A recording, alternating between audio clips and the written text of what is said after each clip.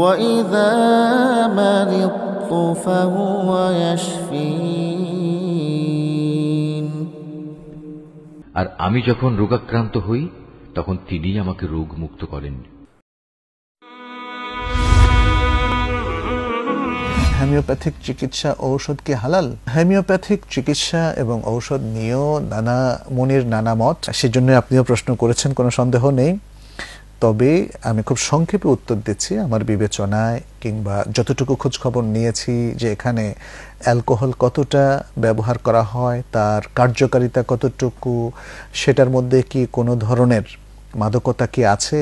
যেমন আমি যদি এক শিশি একসাথেও খেয়ে ফেলি, সাধারণত হোমিওপ্যাথিক একসাথে এক শিশি কেউ খায় না, যদি খেয়েও ফেলে তাহলে কি তিনি নেশা ফিল করবেন? তিনি কি নেশাগ্রস্ত হয়ে যাবেন? তিনি কি হুঁশ হারাবেন?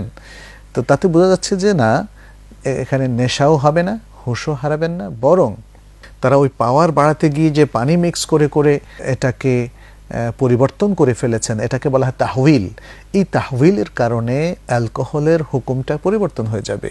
অর্থাৎ এখানে যেই পরিমাণ এবং যত হালকা ধরনের অ্যালকোহল ব্যবহার করা হয়েছে এবং সামান্যতম ওষুধের প্রিজারভেটিভ হিসাবে হোক বা যে কোনো কারণে হোক, এটা পরিবর্তিত এবং এর মধ্যে কোনো নেশা নেই। যার মধ্যে কোনো নেশা নেই তার উপর নেশাজাত দ্রব্যের হুকুম বর্তাবে না। সেই হিসাবে হোমিওপ্যাথিক চিকিৎসা চলতে পারে।